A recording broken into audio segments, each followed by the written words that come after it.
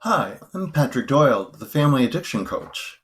In this video, we'll show you two very different ways that staff working in the addiction treatment field may respond when you call for help for your loved one. First, we'll see a counselor using a traditional approach, telling the mom that she cannot help, that she's enabling, she's codependent, and that her daughter needs to hit rock bottom.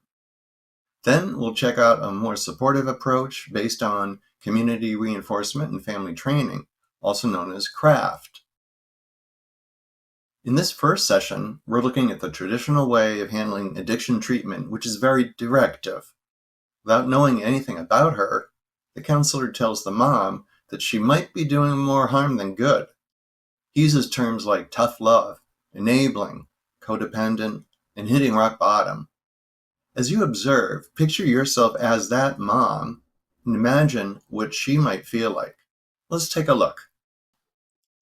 Hello, this is Patrick Doyle. I'm a counselor here. How can I help you today? Oh God, where to begin? I'm so scared. I think I'm losing my mind. My daughter has struggled now for about 7 years. She's an addict, and she uses mostly, I can't even say it, but heroin. But she'll also drink and Okay. use pot and use anything else she can get her hands on. She's just so manipulative and she lies. You have no idea. My God, can she lie? She needs to go to treatment, but she's in denial. Yeah. Yep, it's a mess and I've tried everything to make her see that she needs to go. She blames me and her father for everything. We're the bad guys. Yeah. We've tried about absolutely everything and we have no idea what to do next. Everyone keeps telling us to kick her out, but Yeah. I'm not sure about that. I do not see how that will help. Um, we've tried everything. Well, I hear you, and that does sound like a lot. It sounds like a very difficult situation. You should really think about going to an Al Anon meeting. It's the best support available to you right now. You really need to listen to what people are saying in those meetings.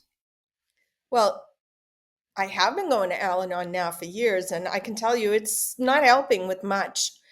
Sometimes I go to meetings and I feel, I come out feeling worse than when I first went in. It's crucial that you keep going and learn to focus on yourself and not your addicted daughter. You have to stop enabling your daughter. This means setting firm boundaries and not letting her get away with anything. You need to consider kicking her out of your house. You need to stop enabling her. You should consider sectioning her. You have to use tough love. You have to stop giving her money, stop providing her a place to live, and stop bailing her out. She has to hit rock bottom. Well, we've sectioned her about 3 times and it does nothing. She just gets angry, she cuts us out. Kicking her out sounds harsh. And you know what? To be honest with you, I don't know if I can do that. Yeah, it might sound harsh, but it's necessary. Your daughter is an addict and needs to face the full consequences of her actions. Right now, your enabling is allowing her to continue her addiction.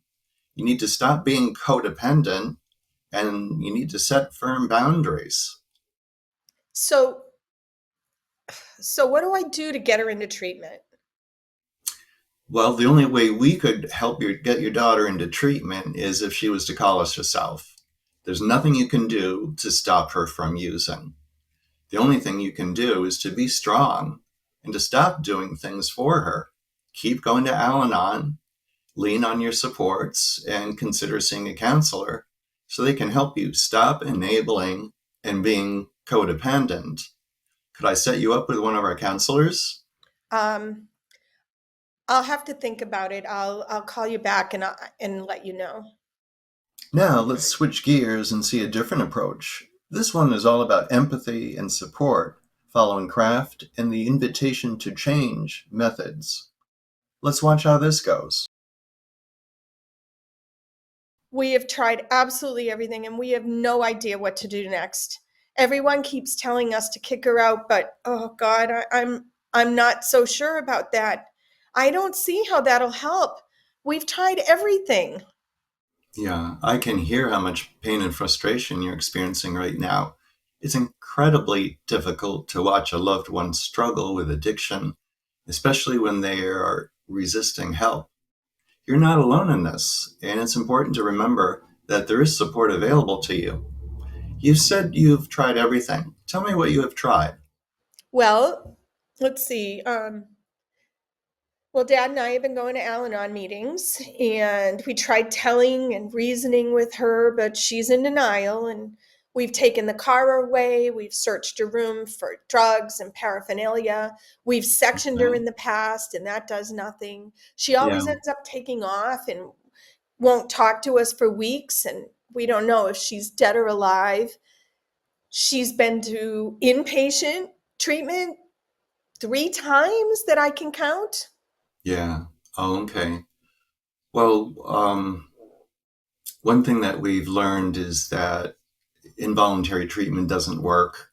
Um, if sometimes it has to be done to save a person's life, or maybe to protect the community, if there's like driving under the influence, that kind of thing, as a pattern. But involuntary treatment doesn't work. It sounds like you've put a lot of effort to help your daughter, and I give you a lot of credit for that. Let me ask, has she ever tried any medications like Suboxone or methadone? Oh God, no, no. We've been told that it's just a replacement, one addiction for another. Okay. Well, yeah, that's what you'll hear in a lot of places from a lot of people. Actually, these medications are considered the gold standard in treatment for opioid addiction. They can significantly improve treatment outcomes and help stabilize your daughter, reducing her cravings and withdrawal symptoms. It's definitely something worth considering.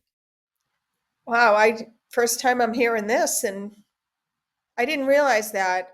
We've been just so worried about her becoming addicted to another substance. Yeah, you'll hear that misinformation from a lot of places too. And I can understand your concern. These medications are designed to help people manage their addiction illness and lead more stable lives. They're used under medical supervision and can be a crucial part of a comprehensive treatment plan. I also have some other thoughts and ideas I was hoping you might be interested in hearing that you might not be aware or hear of before. Would it be okay if I share with you? Uh, Absolutely. I mean, that's why I'm calling. Okay, terrific. Um, have you ever heard of CRAFT, community reinforcement in family training, or an invitation to change? No, no, I have not. Okay, well, both of these approaches are a more compassionate and understanding method for both you and your daughter. It focuses on teaching families effective communication strategies that will help bring down the defenses of your loved one. They can make a significant difference in helping your daughter be more open to your suggestions and ultimately to seeking treatment. Craft also takes your fears, worries, and your own trauma into account. It aims to help you better deal with and cope with the difficulties of setting personal boundaries. It can help you with calming your own system down and being able to bring your best self to situations, helping to make you more effective. It can also bring you a sense of peace. Wow, yeah. That does sound like it might help. And at this point, I'm willing to try anything, and I could use help with all of this. There's an added piece I didn't tell you.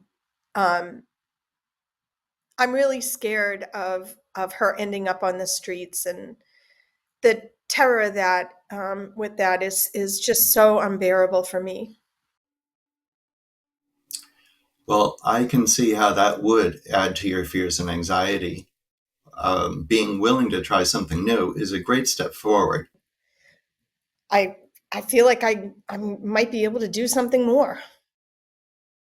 Yeah, I have no doubt that you will be able to do something more. And just reaching out like you have done today, making this call, we understand how difficult that can be.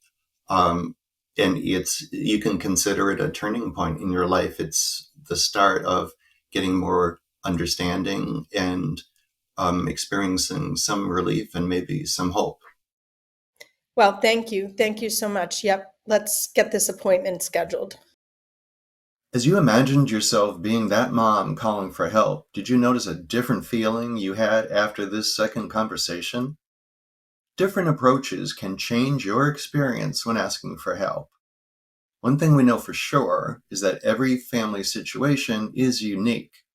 I urge you to find the kind of help that is flexible and that won't give recommendations before they carefully assess your family's concerns and needs. There's always reason to feel hopeful, and you never have to give up on them. If you don't feel encouraged and hopeful, keep looking until you find the right support for you. Check out my website and sign up for my newsletter at familyaddictioncoach.com. Have a great day.